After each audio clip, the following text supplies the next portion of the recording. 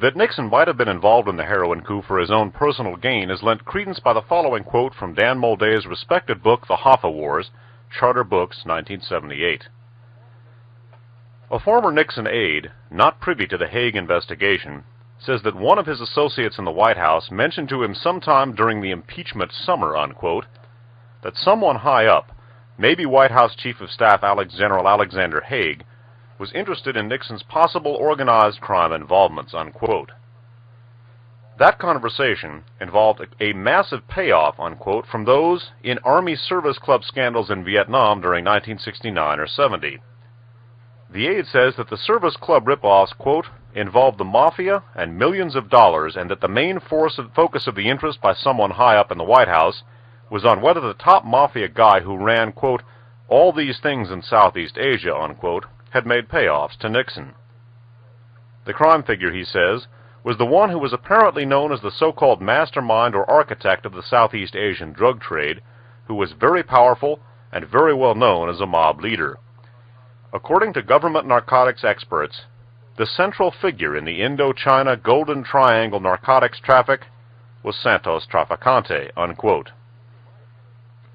In my opinion, the central manipulator in the whole narcotics scheme was the CIA, or rather a faction within it. It is erroneous to treat the agency as a monolith.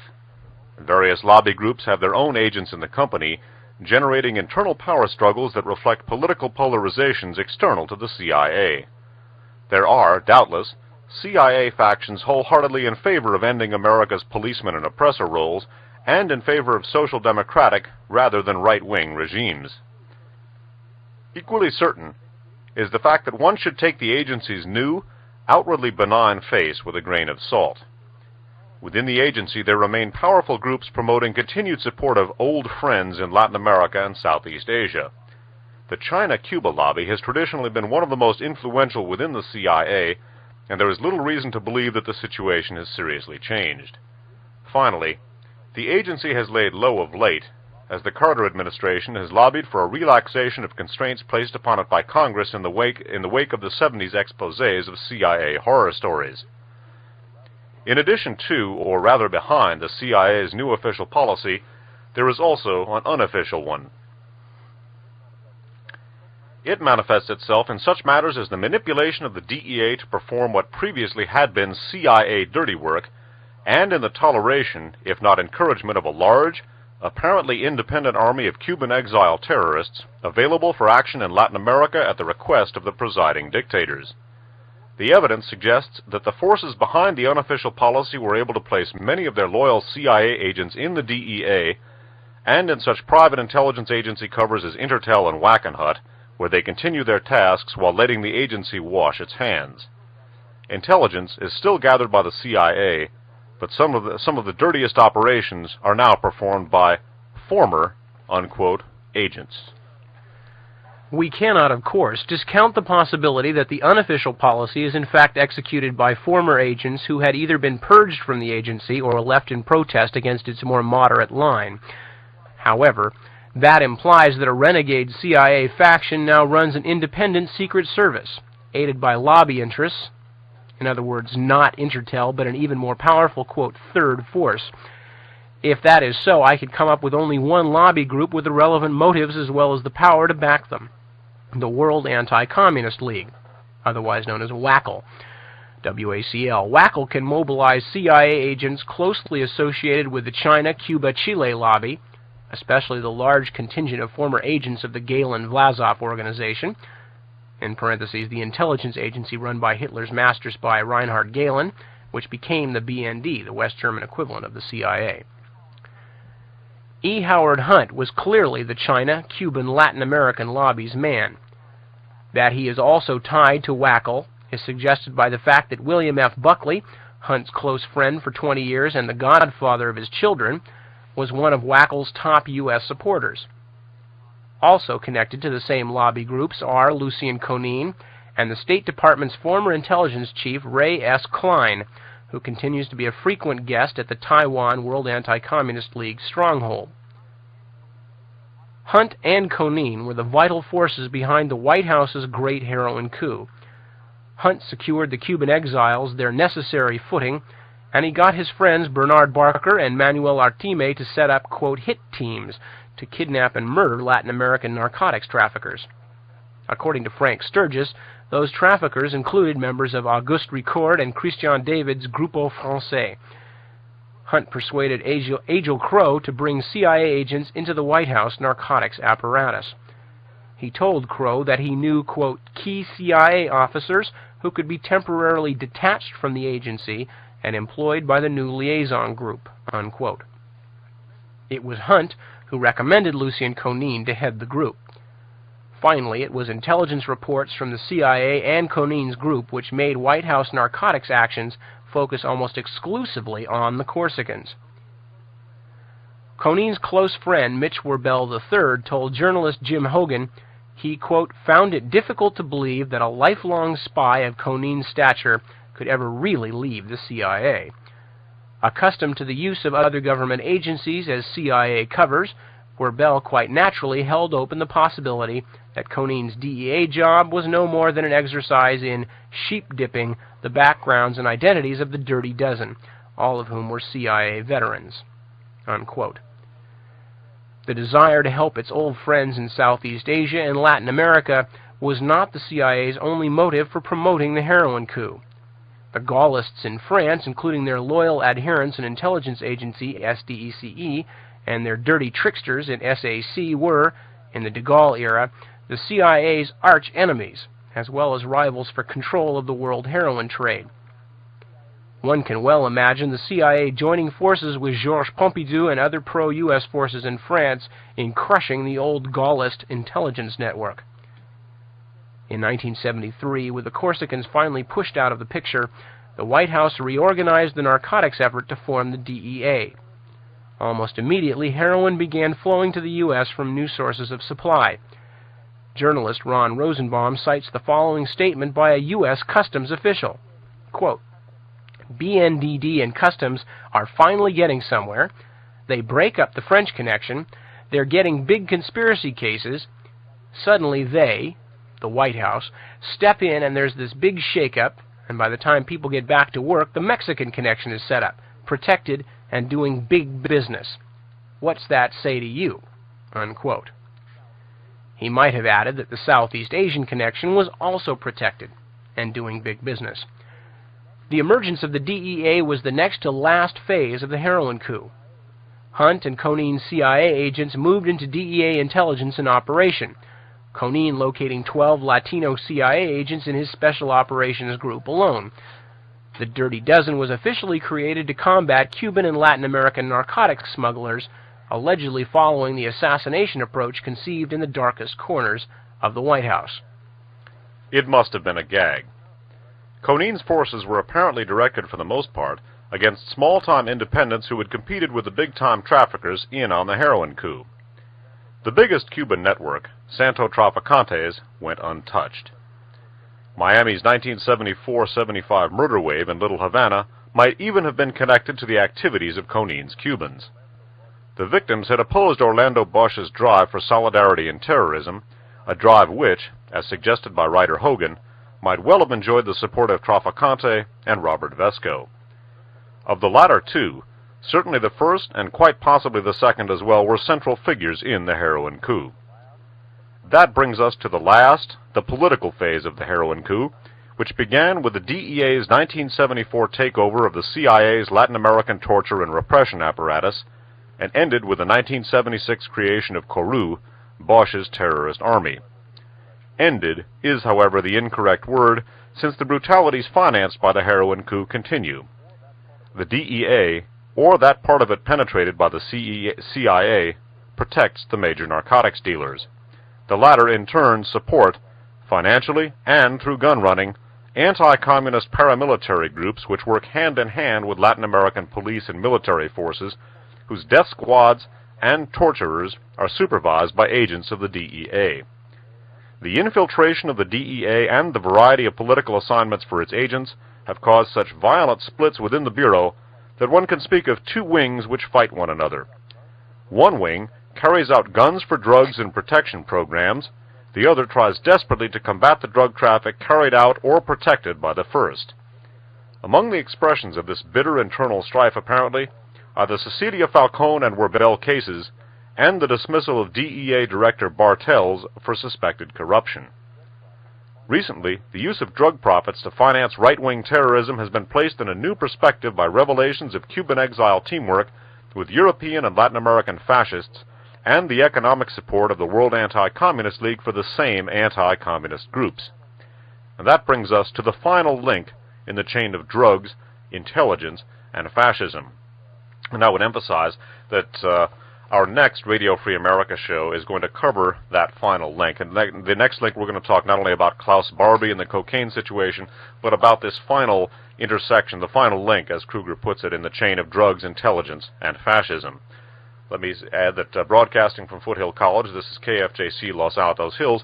We're not going to go to that last section, this next topic in tonight's broadcast. We're going to read a little bit more about the actual results of Kruger's thesis here, the Great Heroin Coup, the use of former CIA agents in the DEA not to eliminate the heroin traffic, but to corner it for Nixon's intelligence and organized crime allies. We're going to look at the results of the heroin coup in terms of the actual heroin traffic itself, because the actual subject of the use of the DEA and narcotics trafficking for right-wing terror is going to occupy the bulk of our next broadcast. We should actually have some time for some phone calls here, maybe after a telephone break, but we're going to continue with some more information here. All right, reading a little bit more from the Great Heroin Coup. From 1975 until the end of 1978, the DEA consistently maintained that between 80 and 90% of the heroin consumed in the United States was Mexican. However, the claim doesn't stand up against the following facts. 1. 80% of the world's heroin, exactly the figure exported from Marseille until 1972, was, at least until late 1976, produced from opium harvested in the Golden Triangle and distributed via Bangkok, Singapore, and Hong Kong. 2. The number of arrests of couriers en route from Southeast Asia increased steadily after 1973. 3. Reports from New York and other big cities testified to the arrival of large shipments of white heroin from Southeast Asia. 4. The market supply of heroin did not dwindle despite aerial destruction of an estimated 60% of Mexico's poppy fields in early 1976. 5.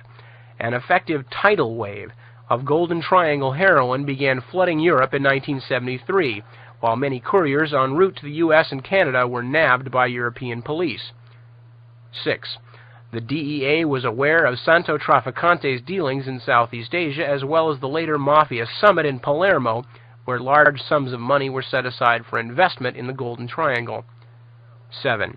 It was easy to verify the narcotics flow from Mexico since the border was subject to close surveillance, but to conclude that most of the heroin on the U.S. market originated in Mexico was a stretch of logic. Even the DEA had to admit the tenuousness of its claims. On February 24, 1976, the DEA's John Cusack, C-U-S-A-C-K, admitted that his agency's estimate that only 8% of U.S. heroin came from Southeast Asia was surprising, considering the region's prolific opium production. He added, quote, "We are also concerned about our detection during 1975 of substantial quantities of white number 4 heroin moving directly from Bangkok to the United States. In December, for example, 46 kilograms of heroin were seized in Bangkok, concealed in the household effects shipment of a returning U.S. serviceman. Follow-up investigation and the development of an extensive conspiracy prosecution has identified 12 additional shipments entering the United States since 1974." Unquote. 12 such shipments meant 552 kilos, or more than the entire 472 kilos confiscated in the U.S. in 1975, and from only one of many Southeast Asian smuggling networks. Cusack went even further. Quote, "It appears almost certain that the bulk of the white heroin found during 1975 in the inner city areas of our eastern cities has been Asian number 4, smuggled from Bangkok." Why then did the DEA continue to overstate Mexico's role and minimize Southeast Asia, even after the publication in 1972 of Alfred McCoy's The Politics of Heroin in Southeast Asia? perhaps to justify the great expenditure in support of right-wing military and police forces in Latin America. The later boom in Colombian cocaine would also provide justification. Southeast Asia was downplayed so as not to jeopardize relations with America's loyal, if corrupt, allies, most of all Thailand, Taiwan, and the latter's overseas agents. They were allowed to profit from opium and heroin in relative peace. Another reason. The DEA could not expose the Southeast Asia connection without compromising the CIA. A secret 1977 House Government Operations Subcommittee report accused the CIA of helping an Asian opium ring smuggle drugs into the United States and then lying about it to Congress. Puttaporn Kram Kruan, Puttaporn Khamkruan, a Thai national, was arrested in 1973 for smuggling 59 pounds of pure opium into the U.S. via JFK Airport. Citing national security interests, the agency had the case squelched, and Kram Kruan was sent back home. However, the House Committee eventually established that he was a CIA operative in Thailand. In fact, he was on the payroll of a CIA proprietary using the Agency for International Development, AID, as a cover for training the corrupt Thai border police. Furthermore, Kram Kruan told a DEA investigator that he had been an officer in the Kuomintang Army and guarded opium mule caravans. His CIA contact was the U.S. consul in Chiang Mai, Thailand. In its report, the House Committee stated, quote, "It was ironic that the CIA should be given the responsibility of narcotics intelligence, particularly since they are supporting the prime movers," unquote. I'm going to read that last sentence again, quoting from a House Committee report. "It was ironic that the CIA should be given the responsibility of narcotics intelligence, particularly since they are supporting the prime movers." In March 1977, the DEA began to speak of major maneuvers in the international Asian narcotics market for a share of the U.S. drug scene, unquote, and of a coalition between the U.S. Mafia, the Corsicans, and the Chu Chow Chinese triad, unquote. The coalition had in reality existed at least since 1970, and perhaps as early as Traficante's 1968 journey to the East, and it had functioned effectively, shipping large amounts of heroin to the U.S. since 1972 and 3. The difference was that the Corsican arm of the coalition, their own umbrella organization having been smashed, was now essentially reduced to some 100 men working with the U.S. Mafia and the Chinese, most of them as chemists in Thailand's mobile heroin labs. Who has controlled the Golden Triangle opium traffic and heroin production since the establishment of the Mafia-Chinese coalition, besides the CIA, that is? The answer is the Kuomintang, the Kuomintang Chinese and Overseas Chu Chow Syndicate, men such as Chang Chi-fu, Lo Sing-han, Tsai Chien-cheng, and older, more familiar figures like General Lai Mi. Still head of what's left of the Kuomintang forces, General Li resides in luxury outside Chiang Mai and received official visits there from the United States as recently as late 1976. In 1976 and 7, a minor war was about to erupt over the control of the region's opium traffic and mobile refineries. Potential combatants were Chu Chi-fu's United Shan Army of rebels against the Burmese regime and Kuomintang forces under General Li. However, the opposing leaders were brought together by a senior Thai officer, and an agreement was reached on the marketing of drugs and supply of arms to fight communist forces in Burma's Shan states. Again, we see the connection between narcotics and anti-communist paramilitary operations, albeit Chu Chi-fu later pulled out of the agreement, was arrested in Thailand, and eventually extradited to Burma. The DEA's Golden Triangle Unit, SNO, made many whole and half-hearted attempts to eradicate the narcotics plague. All failed. Production has been great, the world's heroin market having multiplied in the 70s. SNA won't say outright that the CIA is undermining them, nor that politics underlies their constant failures. An SNO agent, nevertheless, came close to doing this in his 1976 statement to Alfred McCoy, quote, "If they were selling shares in Golden Triangle Heroin Incorporated in 5, 10, and 20-year bonds, I would put my money on a 20-year bond. The only thing that would end the whole Golden Triangle business would be a communist takeover in Thailand. If that happened, I'd sell my stock," unquote.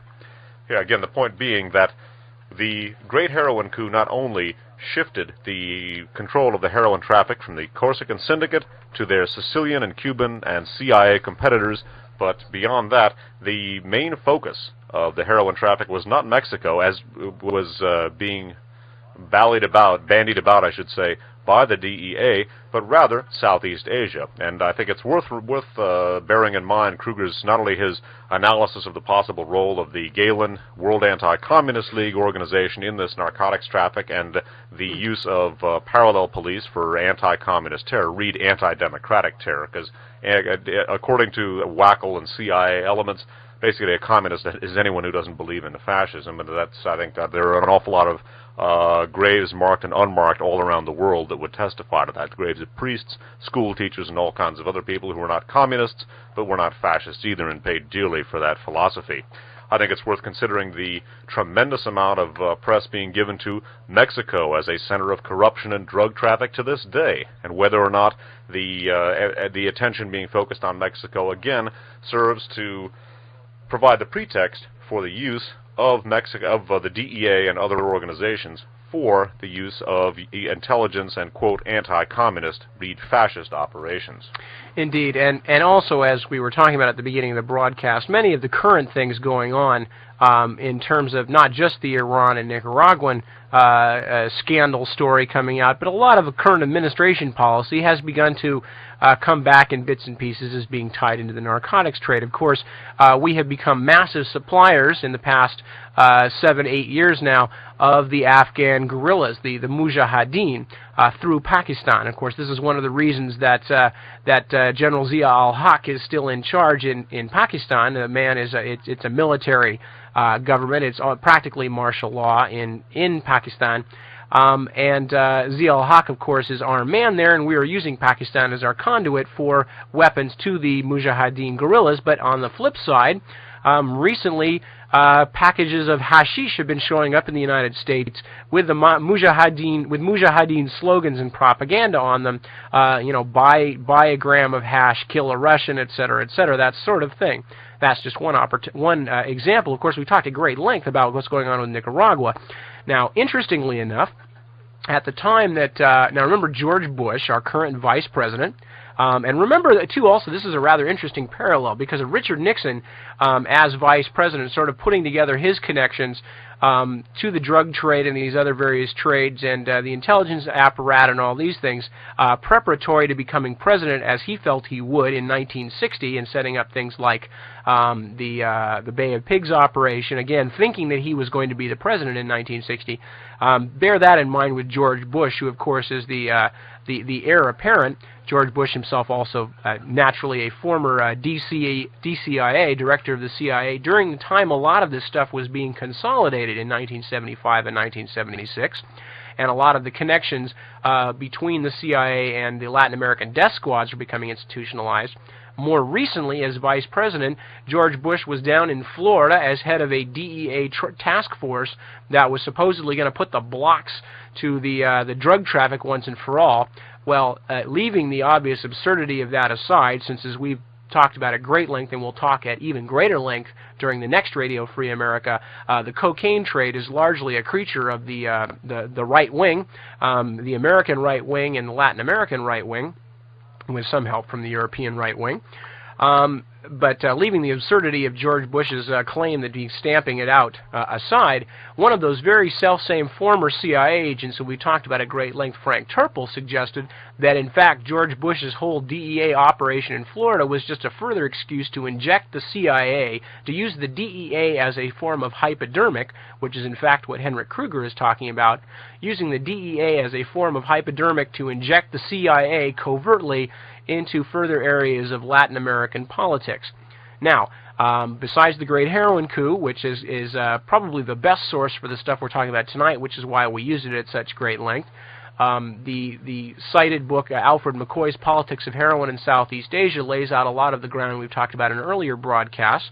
There's some rather interesting things that crop up in some other books as well. I'm going to recommend one or two, and I think Dave's got some to recommend.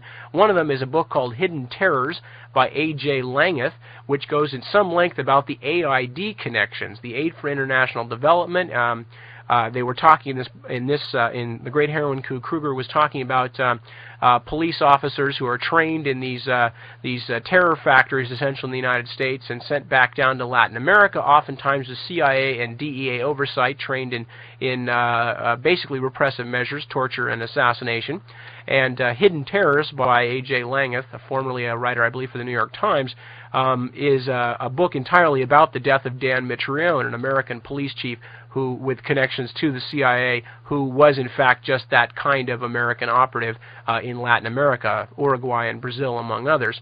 There are a variety of other books. Spooks by James Hogan. James Hogan was quoted during this book is one that you might also want to check out.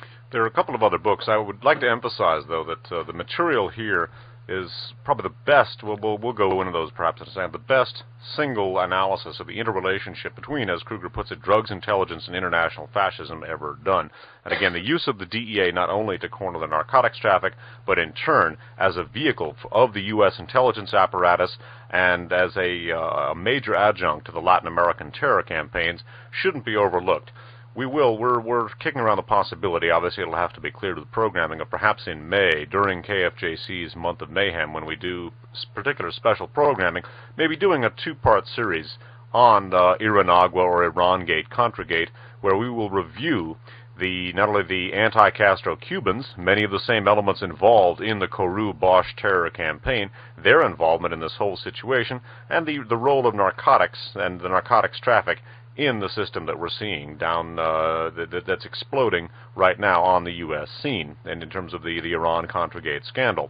In our next broadcast, we will be talking about the cocaine trade and taking Kruger's next step, the development of the narcotics traffic as a major source of quote, anti-communist terror. And again, the working definition of a communist being anybody who opposes fascism. And I think the activities, for example, in places like Guatemala, El Salvador, and Argentina will bear very eloquent, if perhaps silent, witness to that situation. Archbishop Romero in El Salvador was not exactly a flaming communist, and yet he was assassinated by these, quote, anti-communist death squads. I think that's a good example. We will be talking about that not only in our next broadcast, but like I said, possibly in May, we're going to take up the Iran-Contragate scandal in maybe a two-part archive series. We would like to let it percolate for a little while, because obviously there's more information coming out. We were going to do one after our second program, but so much has come out since that we're both pretty glad that we did not leap ahead, since any archive show that we would have done at that time would be awfully incomplete compared to what we have coming out. At the same time, we don't want to let it develop like we did the Pope shooting, because we don't have to do five-hour things, in a future day. I'll say that for sure. But going back to some good books to read on the subject, there's an excellent book called Of Grass and Snow by Hank Messick, the author of Lansky, one of the definitive works on Meyer Lansky, a key player in the Nixon White House and in this whole great heroin coup scenario proposed by Henrik Kruger. Also an excellent book called The Heroin Trail by the authors of Newsday. Also the aforementioned Peroff by L.H. Whittemore, talking about the suppression of the Robert Vesco connection. I think it's worth mentioning, too, that Robert Vesco has been mentioned as being among the people who was involved with alleged Sandinista drug trafficking and alleged Castro-Cuban drug trafficking, whereas, as we've seen, Robert Vesco's affiliations are primarily on the other side of the fence, and indeed, the alleged Sandinista drug smuggling has now appeared to be not only not Sandinista, but indeed Contra drug smuggling, with the case of Adler Barry Seal, something we will be taking up when we go into Iran-Contragate. So, again, there's a lot of information that we've presented this evening. What we're going to do now is take a musical break. We haven't got a phone screener with us, but if people would like to phone in and discuss some of the information we've talked about, we do have almost 45 minutes until 11 o'clock. You should treasure the opportunity. We seldom have phone calls in one of our archive shows, but this is sort of the end of one major phase of what we've been talking about, and rather than take up what is really the subject of an entire next archive show, our fourth in this series, and we got at least one more to talk about how the CIA unloaded the psychedelic era, quote-unquote, on people, we thought rather than sort of open another whole door, we'd sort of seal off the entity here. But the phone number up here is area code 415-941-2500.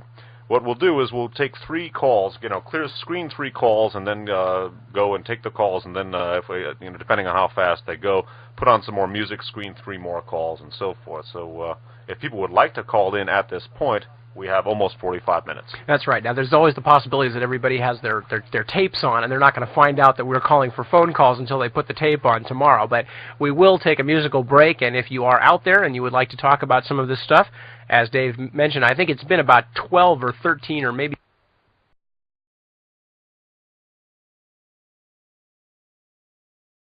69 or 70.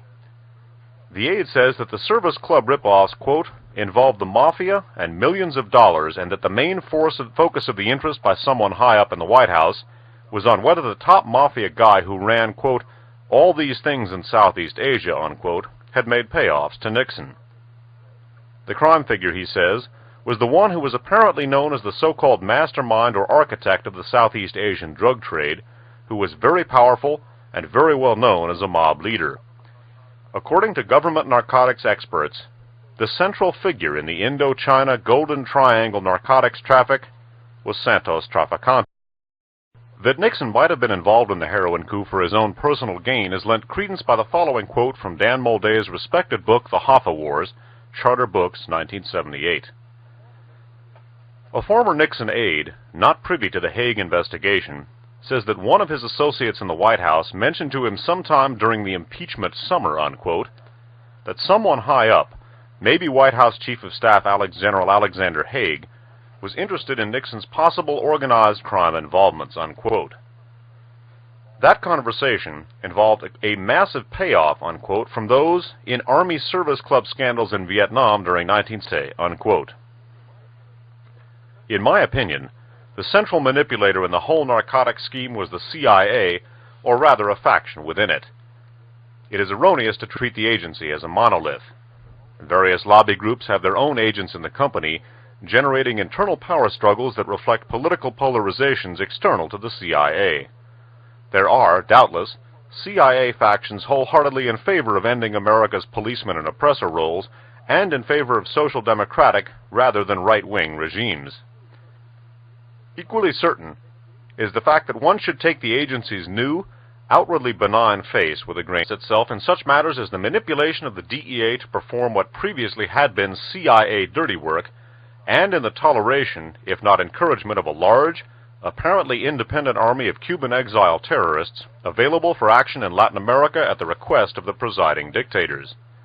The evidence suggests that the forces behind the unofficial policy were able to place many of their loyal CIA agents in the DEA and in such private intelligence agency covers as Intertel and Wackenhut, where they continue their tasks while letting the agency wash its hands. Intelligence is still gathered by the CIA, but some of the dirtiest operations are now in of salt. Within the agency there remain powerful groups promoting continued support of old friends in Latin America and Southeast Asia. The China-Cuba lobby has traditionally been one of the most influential within the CIA, and there is little reason to believe that the situation has seriously changed. Finally, the agency has laid low of late, as the Carter administration has lobbied for a relaxation of constraints placed upon it by Congress in the wake of the 70s exposés of CIA horror stories.